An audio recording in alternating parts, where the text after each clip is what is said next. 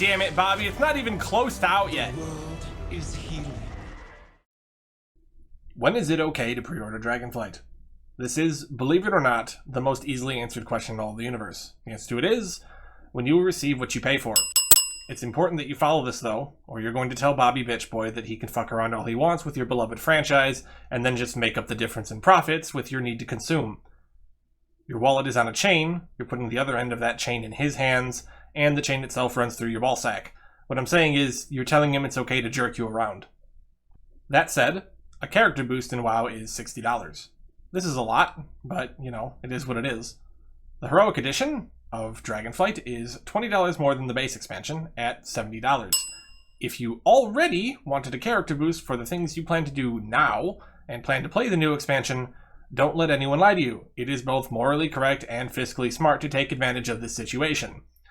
Don't buy Heroic Edition now for a boost you didn't want before the deal was made, however. That's just as much telling Bobby he's got you by the balls. What about Drakthyr and the Evoker class?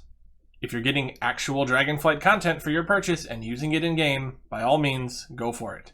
This is the respectful time to start accepting pre-orders, and Blizzard shouldn't be doing it before this. At this point, in some small way, Dragonflight is at least an actual product, and you're getting something directly related to the Dragonflight expansion's content itself for your money spent. What if someone just wants the mount, though? Or the pet? You don't get a special deal for buying these now, so don't.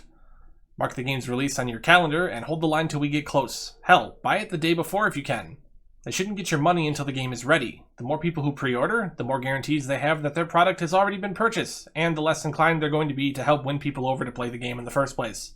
Alpha hasn't even started yet. Everyone pre-ordering now sends a terrible message. Some people may think that this is a sign pre-ordering during a successful alpha or beta is okay, but it isn't necessarily. Diablo Immortal got a lot worse after its beta ended. And World of Warcraft could as well. If things are looking very good at the end of beta, though, it's definitely different. And what happened to Diablo Immortal probably won't happen to WoW, because there's a subscription fee to make sure people pay. We've all seen Blizzard's particular brand of pigheadedness several times over now, so you know what to look for. If these are present, you may want to consider if you even want to go through another Shadowlands/BFA at all. And just in case you're new to WoW, or you haven't gotten used to how Blizzard screws with people in alphas and betas, I'll go over them real quick. Poor response time to class balance feedback. If this happens, they generally push a balance pass right at the end of beta that addresses outstanding problems and seems to fix everything last second. This doesn't work though. No one actually tests where things are at afterward because beta is about to end, and you invariably end up with a whole bunch of new problems shortly after release. The problem with this is that beta is the time for big changes to fix class systems. So if something is fundamentally broken or just not fun, it's going to stay that way for the whole expansion. Repeated iteration on systems no one likes. Covenants, basically. Everyone told Blizzard what was wrong with Covenants, but they held fast to an unrealistic vision even after people got to play with it and insisted their worst fears were realized. You'll know this is about to happen again because of the way they word their arguments. They'll point out that we don't have the full picture yet, or they'll make empty promises about iterating on their systems long after they release. Remember, when Blizzard says they're going to iterate on something after it releases, they mean they have planned updates for it at specific content patches.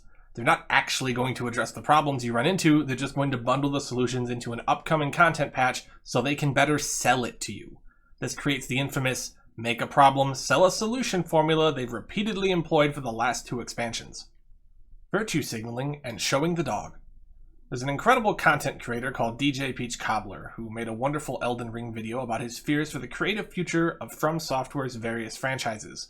It'll be linked in the description.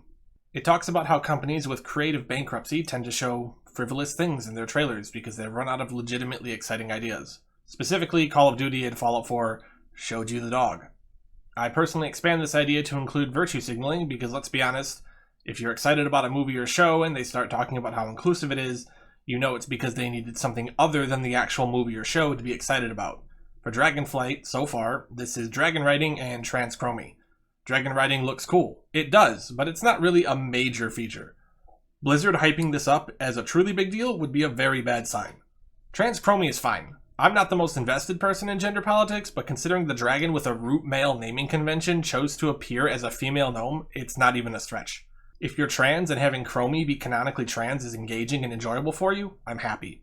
Chromie is a fucking dragon though, a competent and respected one. If gender identity somehow enters the story so they can shove contemporary political commentary into a fantasy MMORPG, they didn't do it for trans inclusiveness. They did it so they could brag about it in interviews to try and sell the LGBT community on their game in a way that took significantly less effort than actually writing a good story. It's an insult to everyone's intelligence and exploitative of a group of people who are disadvantaged in a way to crave acceptance. Fuck the people who do this, and fuck Blizzard if they join them. Now, I'm just a guy on the internet, no different than you. Emphasis on guy on the internet because as far as YouTube is aware, my audience is legitimately 100% male. You're here, you're watching this, you've probably argued about similar topics on MMO Champion or Reddit or 4chan, not the official Blizzard forums though, fuck off with that and stay away. You know what you get on the official Blizzard forums? 10,000 mouth-breathing idiots trying their damnedest to validate your internal use of a word not very friendly to the mentally challenged for that sweet and completely useless MVP status. But I digress. This isn't about Blizzard's useful idiots. It's about those of us that scream into the void when, in reality, nothing will come of it. Except, that might not be true. You probably know who Asmongold is, along with Bellular and Josh Strikeface and every other big name that talks about Blizzard products and their competitors in a dignified, direct way. Asmongold in particular is actually courting US senators these days to come on his stream and discuss issues in the video game industry. And it's important to remember that legal action is the most effective way to fight a company doing things that are abusive on a consumer rights level. The discussion isn't geared at pre-orders right now, they're geared at other arguably more important issues in the games industry, but it could be sometime down the line. Pre-orders for games that are finished and shipped to stores is one thing, but Dragonflight isn't even in alpha at the time of recording. It's disingenuous to say there's actually a product for these people to buy, which means they're only being sold a guarantee to play something that doesn't exist. Pre-orders themselves are a blight on the gaming landscape as is, because they incentivize companies to make further disgusting and unethical choices related to the game. This is why Blizzard put in the effort to make a cool new pet, but instead of getting it from a launch event in-game, you get it for purchasing the game before it's even finished. It's why other companies put exclusive cosmetics or even entire levels into games that can only be accessed if you pre-order. What's more, these companies are under no obligation to actually deliver on what they sell you today. Rather, they can quietly update their store page to reflect that a feature is no longer guaranteed in the final product, and just shrug it off when you show up asking why there's still no fucking dance studio. So don't lose heart. When it comes to politicians, the court of public opinion is very important, because they want to get elected. With content creators becoming bigger than ever and holding greater sway over larger audiences, we can and will see political figures entertaining them for political gain. When that time comes, arguing on the internet suddenly gains value, because unlike with other topics, it's where the majority of the people affected by these practices are. And the practices are awful. Those pre-order bonuses aren't actually there to give you something. They're there to make your purchase non-refundable, because you received something for your money spent, even if it was only 0.01% of what you paid for. I'm very sorry if you pre-ordered already, and you wish you hadn't.